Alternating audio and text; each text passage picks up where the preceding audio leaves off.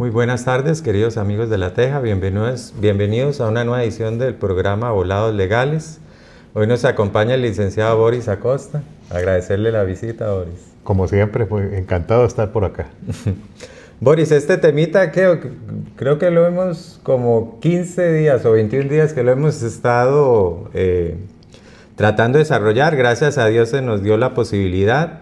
Es un tema que se discutió mucho en las elecciones pasadas y que conversábamos antes del inicio del programa. Creo que los ticos los tenemos tan interiorizados, estas libertades que a veces se nos olvidan que costaron mucho conseguirlas y ahora no les estamos dando, algunos no les están dando el valor debido, ¿verdad? Entonces, para hablar de las garantías individuales, Boris. Claro, primero que nada, bueno, un saludo a todos los que nos están viendo en este momento o siguiendo a través de los medios. Hay que hacer esto un poco histórico también para poderle dar el valor que esto requiere. Costa Rica tiene un fenómeno muy particular y que ha sido justamente corazón de esa democracia que al fin y al cabo es la que podríamos empezar a entender que ha provocado que la gente quiera venir aquí por el turismo y todo eso, vendiendo siempre el tema de la forma en la que nos construimos como sociedad, la paz con la que vivimos. ¿Cuál es el corazón de eso? Que desde el principio los padres de la patria, lo que llamamos padres de la patria, fundaron una Costa Rica siempre pensando en el pueblo en general. Esos fueron tiempos históricos memorables porque Costa Rica sí nació, esa fue la realidad.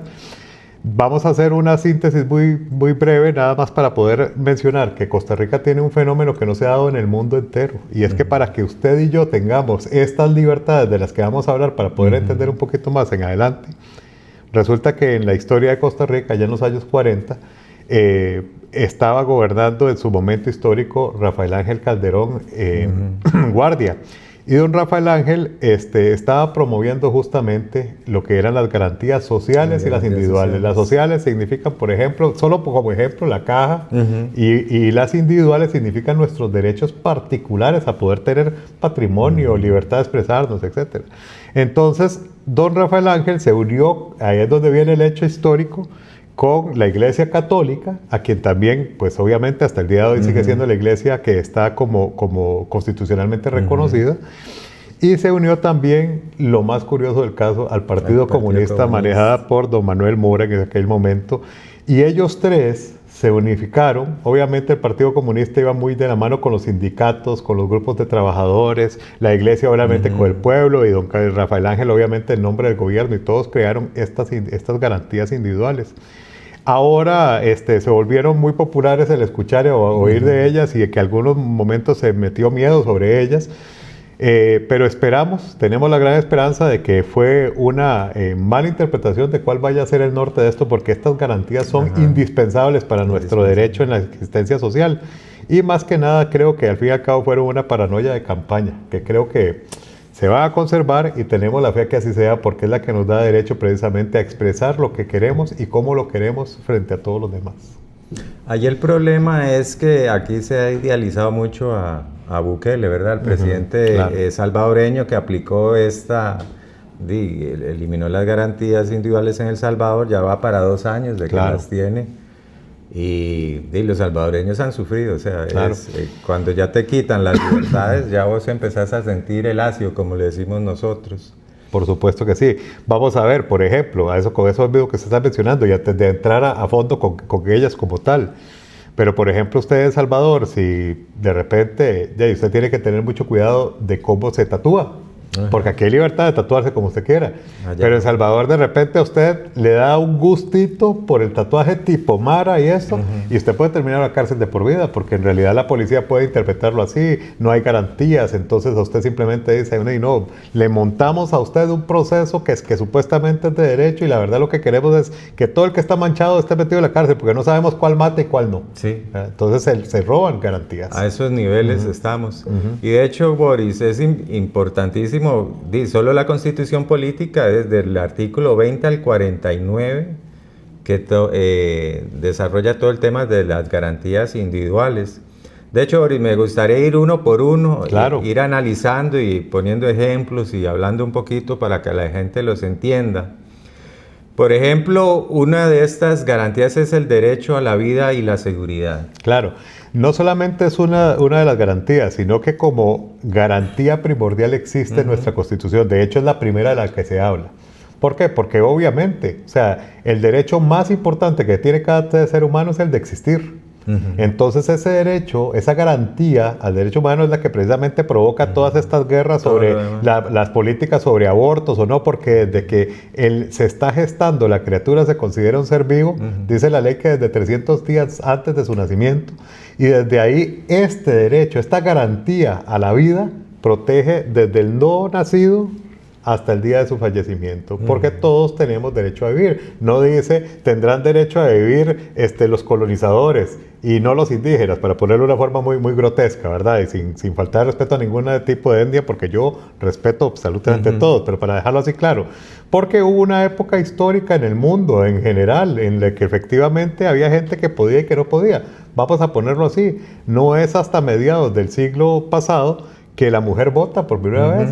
¿Cuál garantía tenía como esa persona para poder votar, verdad? Entonces, el derecho a la vida, viéndonos a esta garantía que estamos hablando, es el primer derecho y el más fundamental de todos.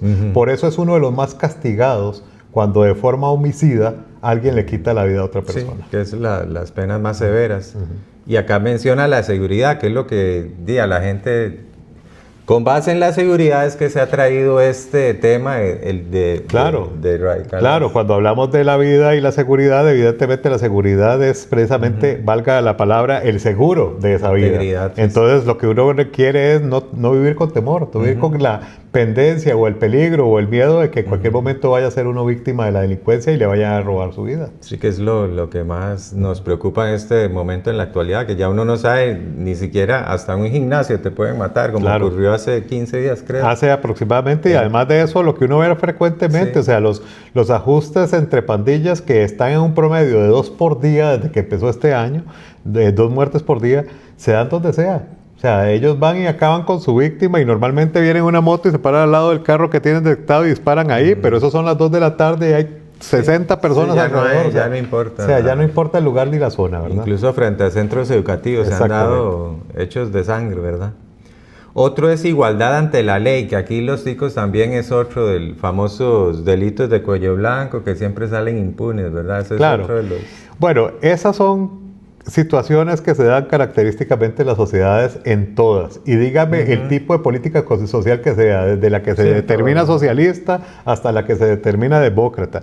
Evidentemente las personas que tienen el poder o que tienen una capacidad económica superior y se jala la alguna torta, como decimos vulgarmente, pues tendrán más oportunidad de poderse librar del proceso que aquellos que no tienen los recursos y que a veces con unos delitos más pequeños se podrían considerar, pues van a pagar una cárcel. Bueno, el que comete un delito tiene que ir a una cárcel si así la ley lo establece. Y eso le puede pasar precisamente al que tiene menos recursos, que probablemente le va a tocar la cárcel. Pero lógicamente el que tiene más recursos, pues no es que vamos a decir que va a pagar corrupción, sino que va a pagar abogados más capacitados, gente que puede buscar otras medidas y alternativas procesales, y por eso es que normalmente se libran, pero la gente obviamente entra en celos por eso. Pero al final, saliendo de esa forma subjetiva de analizar las cosas, lo cierto es que la justicia es igual para todos. Porque si usted comete un delito que tiene que ver con problemas económicos y esto es de alguien que tiene mucha capacidad económica, igual tiene que enfrentar un proceso, cualquiera que sea el resultado, que aquel que lo que se robó fue una mata de plátanos porque tenía hambre, ¿verdad? Y ahí ahí tenemos que tener en cuenta la raza, el género, la religión e incluso la posición. En el tema de la raza, viene a la memoria lo que sucedía en Estados Unidos con la separación racial que tenían con los negros, que los negros no podían entrar a baños de blancos, no podían entrar a bares de blancos, no podían, incluso en el bus eran los lugares de atrás. Eso nunca lo hemos vivido nosotros. Bueno, acertadamente ese análisis tiene que ver justamente, por ejemplo, en la época de las bananeras en Limón, los negros podían venir hasta Turrialba. Y de ahí no podía pasar. Cuando justamente esa parte que la manejaban los sindicatos, el Partido Comunista de aquellos tiempos, insisto, por el señor Mora, dirigido por él, y en estas reuniones que hace con el presidente Calderón y que hace con el obispo, terminan dándole garantías sociales a todos. En ese momento se acabó esa frontera de Turrialba y todos los costarricenses, indistintamente religión, edad, color, clase social, podían transitar por el territorio costarricense. Sí, qué increíble, ¿verdad? Afortunadamente nosotros no tuvimos que vivir esa situación. Sí, claro. Este es la libertad de expresión que claro. A uno como periodista, incluso vos como abogado, sería prácticamente ponernos una mordaza, ¿verdad? Claro, desde el momento en el que usted siente algún tipo de amenaza, esa garantía está sumamente violada. ¿Y cuándo dice uno tipo de amenaza? Que usted mismo dice, es que voy a dar mi opinión, pero tengo que cuidarme de lo que digo, porque ahí hay una persona con poder que no le gusta si uno se va por esa línea y entonces...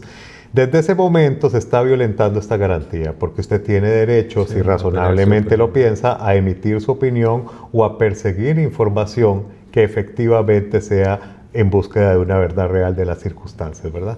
Sí, que ahí es donde incluso la gente que ahora pasa despotricando en redes sociales tendría que controlarse, claro, porque cualquier comentario podría ser motivo de censura, ¿verdad? Claro, por ahí hay un periodista que es muy popular y que ataca a media humanidad, y que en este momento o sea, tiene esa libertad y por eso lo hace, pero normalmente las personas que se sienten ofendidas porque no existe la prueba para justificar lo que dicen, entonces pueden presentar procesos de difamación o así. Pero es muy distinto porque aún así mantiene su derecho a la libertad de lo que dice. Es muy distinto cuando usted tiene una libertad de estas coartadas, porque a usted esto le puede costar hasta una cárcel, hasta la vida, dependiendo de la sociedad en la que viva. Esta, Boris, es para mí fundamental y es una de las que los que han promovido esto de eliminar las garantías sociales es la libertad de tránsito. Ya yo no voy a poder circular por ciertos lugares o incluso te va a mantener metido en cierto lugar mientras se realiza un procedimiento policial. Sí, nosotros vivimos muy lamentablemente una práctica, diría uno, en la época de la pandemia, ¿verdad? ¿Sí? Nos limitaron la libertad de tránsito y si en ese momento estaba justificada por un tema de salud y entonces de alguna forma la sociedad lo manejaba de una manera entendible. Distinto es que le digan a usted, como están habiendo muchas muertes, como pasa en Salvador, como está pasando en este momento justamente en Guatemala, le digan a usted, a partir de las 9 de la noche, a partir de las 6 de la tarde, usted no puede circular. A cuenta de que si usted está en la calle y desobedece esa, automáticamente se le lleva a una cárcel. Y si reincide, se le condena por un periodo más amplio dentro de una cárcel. Y entonces lo pone usted con una población común de delincuentes cuando usted lo único que hizo fue tener su derecho a la libertad de tránsito y quererlo ejercer, pero que se lo limitan, porque resulta que ya no hay una garantía constitucional que se lo permita. Y esto es muy complicado porque efectivamente, ¿cuál es la manera en la que castigamos nosotros a las personas privadas de libertad? Limitándole su libertad de tránsito. Entonces significa que es un verdadero castigo. Sí, es un castigo. Ahora imagínese ejercerlo sobre alguien que ni siquiera ha cometido un delito y que no te digan otra cosa que porque yo te mando lo tenés que aceptar. Y esa violación a ese derecho, imagínese que todos tenemos una razón de salir. O sea, hoy quiero salir de mi casa y voy a trabajar y al mediodía quiero pasar a la casa de mi madre a almorzar, pero resulta que me dicen, no, usted no puede. O sea, ¿por qué no puedo? Bueno, porque estamos en una sociedad donde estamos acostumbrados a que tenemos permiso para todo, porque todos tenemos derecho a todo. Sí, imagínate en una situación de trabajo, la gente trabaja en las noches. Es un problema. Claro. Tendría que estar pidiendo un salvoconducto, o sea, es terrible. Tendrías que estar en unos controles brutales y eso los ticos no estamos acostumbrados a eso. La única vez fue, como decías vos, con la pandemia, pero uno lo entendía por razones sanitarias, ¿verdad? Incluso por el amor a la familia, tratar de no contaminar o enfermarse por esta situación. El derecho a la intimidad, que es otro que la gente a veces no valora, todas las ventajas que tenemos el domicilio, que no pueden entrar a nuestra casa porque les da la gana, ahí se eliminaría eso totalmente. Imagínese que si usted le quieren revisar incluso su celular en este momento, necesitan una orden judicial para secuestrárselo, entonces abrirlo, y todo un procedimiento que lleva incluso meses en los procesos para que solamente pueda abrirle su celular. Pero si usted tiene el derecho a la intimidad violentado porque le quitaron esa garantía, entonces van a llegar y se lo va a exigir aquí mismo. O sea, usted lo abre porque lo abre, pero no, si es mi derecho, es mi teléfono, yo lo quiero. No, lo abre porque usted no tiene garantía, o sea, usted no tiene ese derecho a la privacidad. El Estado tiene derecho a revisarlo a usted de arriba abajo y si no lo abre ya lo metemos a la cárcel. Y la correspondencia, ¿verdad? Exactamente. Se puede meter a sus correos electrónicos, ver con quién estuvo hablando, todo, absolutamente todo. Que ese tipo de cuestión raya en un límite muy frágil y muy peligroso, porque normalmente cuando alguien quiere saber de uno así a nivel político, tiene que ver, y no me refiero a político porque uno lo sea, sino que a nivel de una política de país, cuando alguien quiere ya saber de usted así, en esos límites exagerados, esos límites violentados, es porque lo que quiere es que justamente usted no sea un detractor de su idea. Esa es la realidad, a eso va. Y de esa forma detectar a alguien de quien ya han hablado, que parece que anda, que vamos, no tiene garantías, le quitamos el teléfono, se lo revisamos frente a él, nos damos cuenta de que es un detractor y como en países vecinos, termina esa persona inmediatamente en la cárcel, simplemente porque no está de acuerdo con las políticas de quien piensa y que está liderando. Esta es preocupante, por ejemplo, la libertad de asociación y de reunión. O sea, por ejemplo, en el caso mío, todos los viernes recibo en mi casa a varias personas desde hace casi 23 años más o menos. Nos reunimos, estudiamos la palabra. Ese tipo de reuniones, sí, nosotros se verían perjudicadas porque pueden pensar que son movimientos. Bien decía usted al principio, Ovidio, que nosotros como sociedad estamos muy acostumbrados a tener la vida que tenemos y no entendemos en realidad esas limitaciones en otros lados. Sin embargo, sabemos que existen. Y lo voy a poner como ejemplo. Precisamente, como dije antes, hay un vecino de nosotros como país que la libertad de culto no existe, que ha cerrado iglesias, que no permite que se reúnan, que se convoquen. ¿Por qué? Porque de repente en medio de la fe y la esperanza y la palabra de Dios también surge la posibilidad de decir, pero si todos somos hijos de Dios, porque nosotros podemos hacer esto y aquello, y esa reunión no le conviene a los líderes. Entonces por eso es que limitan ese tipo de garantías. Pero digo, no todas las reuniones son para eso, entonces resulta que ya no me puedo reunir aunque en realidad sea genuinamente por querer adorar al Señor, por ejemplo. Entonces no se puede, o sea, no tengo esa capacidad porque se ve mal. Y porque a alguien le parece mal, me quita ese derecho que tengo, porque no tengo esta garantía. Imagínate los chicos que somos tan sociables, que nos gusta estar reunidos en familia. Eso se acabaría con una pérdida de garantías individuales. Y es que es tan peligroso porque, como le digo, es que si el gran líder, para ponerlo de algún ejemplo, no estoy hablando de este país, estoy hablando de un ejemplo utópico. Si el gran líder no puede ver la casa de Ovidio porque él está allá arriba, pero resulta que Ovidio tiene en esa comunidad donde él vive un comandante a quien no le cae bien. Y entonces este comandante le monta toda una cama a Ovidio que se reúne con la familia, vamos a detenerlo, es un detractor y resulta que ni siquiera era un detractor, pero es que esta falta de derechos y garantías se da la posibilidad de abusos inmensos e injustos.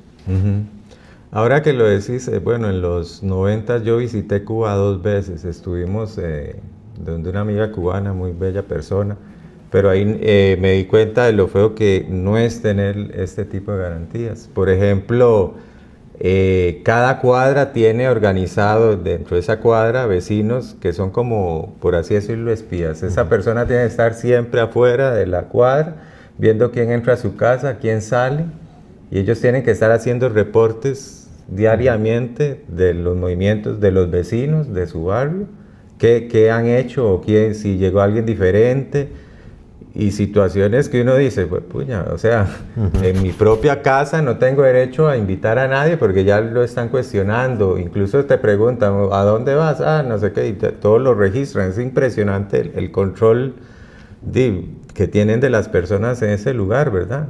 Incluso todo lo hacen por mercado negro, porque yo me acuerdo y a ella no le alcanzaba, digamos, para darnos desayuno a nosotros, ya tenía que acudir al mercado negro a comprar, porque a ellos, digamos, es una familia, 3 personas, les dan 3 pedacitos de pan, 3 huevos y poquito de arroz para que alcance, y así era todos los días. Claro. Son situaciones que nosotros nunca hemos vivido y que en situaciones así es muy exagerado, pero se pueden llegar a dar, ¿verdad? Claro. Yo recuerdo, voy a hacer esta anécdota muy corta, cuando en la época en la que Panamá vivía una dictadura, Recordarán algunos con la historia aquí en Costa Rica del caso de Hugo Espadafora. El cuerpo apareció decapitado al lado tico y por eso es que mucha gente estuvo empapado de ello. En esa época recuerdo haber leído, no en esa época, posteriormente, un historiador escribiendo y básicamente recuerdo que esto de las limitaciones de la libertad de reunión y de expresión, comentaba que cuando al señor Hugo Espadafora lo toman en un bus cerca de la frontera con Costa Rica, al lado de él va viajando una señora que iba para la comunidad para la que iba ese bus. Cuando el señor lo toman y la bajan las fuerzas especiales, la señora termina el viaje en su comunidad, la señora tenía una pulpería y entonces el fin de semana la señora no abre, porque desde que la señora va en el camino y llega hasta arriba va diciendo que la unidad especial tomó a Hugo Espadafora, que ella estaba a la par, que ella vio, que no sé qué. Pasó que al tercer día de no abrir la tienda o la pulpería, llegó una de sus hijas para verificar porque parece que la pulpería estaba en el mismo lugar de su casa y cuando entraron la encontraron degollada y muerta.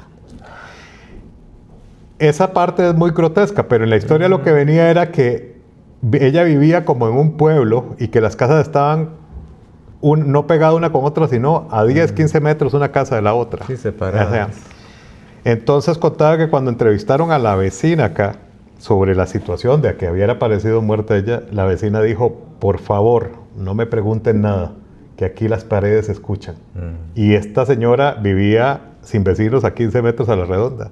O sea, ese es el efecto de no tener usted garantías como libertad de expresión, como libertad de reunión, porque usted sabe que la consecuencia de ya no tener garantías puede ser incluso el robarle su libertad o su vida. Sí. Este es otro derecho a petición y acceso a la información, que aquí podemos ir a pedir nuestra documentación, tranquilos. Eso también te lo limitan y usted queda en estado de indefensión total, ¿verdad? Completamente, y es que las entidades públicas, y así tenemos que entenderlo, la caja, el INSS, el gobierno, el impuestos, lo que sea, cuando tienen un expediente suyo y son públicos, tienen la obligación de informarlo a usted si usted requiere la información personal que tiene de su persona. Es una obligación que existe inherente a sus derechos, como el derecho a la información, esta garantía. Entonces resulta que pasa que por desconocimiento, poca práctica, a veces usted va a esas instituciones y le dicen, no, es que eso no se le puede brindar. Y yo sé que usted va y presenta un recurso de amparo y la sala le ordena que se lo dé. ¿Por qué? Porque el Estado no es el dueño suyo.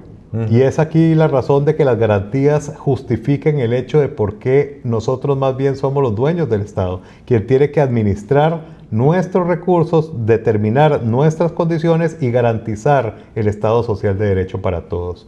Entonces, eso es lo que pasa con el Estado. Por eso es que el Estado más bien se debe a nosotros. Por eso es que nos dicen constantemente, nosotros por una costumbre tradicional teníamos como el temor de alcanzar a diputados o a jefes o ministros y eso, y hacerles preguntas, porque pensamos que están más altos que nosotros. No, resulta que ellos son servidores nuestros, son servidores públicos, ¿verdad? Entonces tienen el deber de darnos información sin ninguna duda. Que muchas veces son problemas que empiezan a negar esa información, ¿verdad? Claro. La gente quiere saber y no la quieren soltar. Boris, en caso de que una de estas garantías individuales sienta que me la están menoscabando, claro, recurro a la Sala Constitucional. Sala Constitucional, porque vea usted qué curioso, o sea, digo curioso para que se determine el nivel de respeto que nuestra democracia le creó a estas garantías.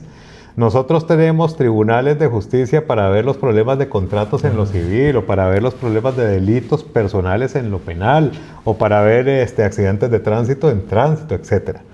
Pero en materia de las garantías, porque así es como hay que verlo, no es materia constitucional, porque la Constitución es un pleno, la Sala Constitucional lo ve, pero en realidad lo que usted siempre alega frente a la Sala Constitucional como persona, son sus garantías. Que no tengo derecho a la información. Dentro de ese derecho a la información son los recursos de amparo que también se dan por el hecho de que a usted la cita para una operación en la caja no funciona. Entonces usted tiene que presentar por ese derecho a la información que me digan el por qué no me operan ya si ya el doctor dijo que tenían que operarme. Entonces, a partir de ese derecho, a partir de esa garantía, es que entonces la Sala Constitucional dice, sí, tiene toda la razón, porque es una persona nacional, adscrita al Seguro Social, tiene una cirugía programada, pero no tiene fecha para que se la den, o se la dieron para dentro de 30 años cuando ya no va a estar vivo.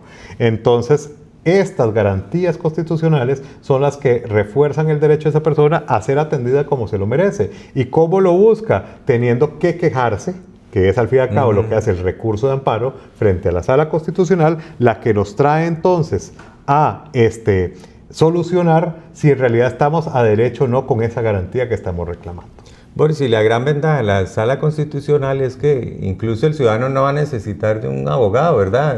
Él puede redactar su propia... Claro, es la única sala como tal en la cual la persona puede gestionar como recurrente por sí misma. Imagínate. Simplemente explicando la situación que está viviendo. Sí, claro.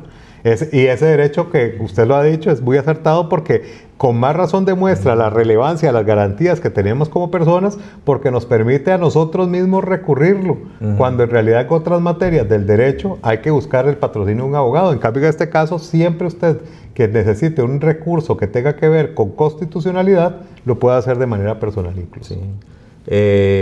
Bueno, se nos está acabando el tiempo, Boris. De verdad, agradecido por las explicaciones, porque a mucha gente le va a quedar claro el tipo de garantías individuales que podríamos estar perdiendo en caso de que se tomen medidas tan drásticas como las que se están avisando por cuestión del narcotráfico, ¿verdad? Que también me parece un poco injusto que en lugar de tomar acciones más concretas se perjudique a toda la sociedad por una situación de esas, ¿verdad? Creo que debería ser más acción de parte de los cuerpos policiales y no castigar al pueblo por una situación de esas. Completamente de acuerdo. Nosotros tenemos, y ya habíamos hablado en algún momento algo similar en el pasado, pero nosotros tenemos que reformar nuestro sistema educativo para que las personas dejen de pensar que ser narcotraficante es algo muy chiva, como decíamos en el pasado. O sea, no es nada nice tampoco, como se dice. O sea, la persona que se dedica al tráfico, si tiene éxito dentro de su mundo, pasa escondido toda su vida, como le pasó a este señor que acaba de fallecer allá en México, y que hacen mucha plata pero no tienen vida, ¿verdad? Sí, entonces es tan castigado el que tiene éxito como el que no lo tiene, porque al otro que no lo tiene pues se muere también. Entonces en realidad la sociedad tiene educativamente que crear a través del Ministerio de Educación Pública, es un tema que hay que tocar, hay que sensibilizar en la ciudadanía que viene creciendo para entender que este no es un camino. También evidentemente las reformas constitucionales, pero desde el punto de vista legal, hacia las leyes, hacia los castigos, hacia ser severos con las personas que cometen este tipo de delitos. Y entonces ya por último, si ya estamos en una guerra despiadada, civil, donde no hay control, pues se vienen a buscar estas medidas, pero es que no es el momento para ellas. Históricamente todavía estamos a tiempo, ya que como se puede ver, realmente todavía tenemos control para poder castigar, entonces tenemos que buscar limitar de esa forma a la sociedad. Yo considero que este tema es amplísimo, es mucho más largo que esto, pero aquí tenemos una gran ventaja, que si nos siguen en las redes sociales, pues en los mismos posts que se agregan, ahí pueden estarnos escribiendo y preguntando, y con mucho gusto en programas futuros estaríamos respondiendo a sus preguntas. Para ampliar más, incluso garantía por garantía a fondo, ¿verdad? Porque cada garantía es un mundo, la verdad. Por supuesto que sí. A ustedes recordarle, todos los jueves a las 12:30 nos pueden seguir en Facebook y a las 2 p.m. en YouTube. Agradecerle a Boris su asistencia. Uno encantado, porque mientras podamos todos poner un granito de arena para hacer una mejor sociedad, estamos haciendo lo correcto. Perfecto, que Dios los bendiga y muy buenas tardes.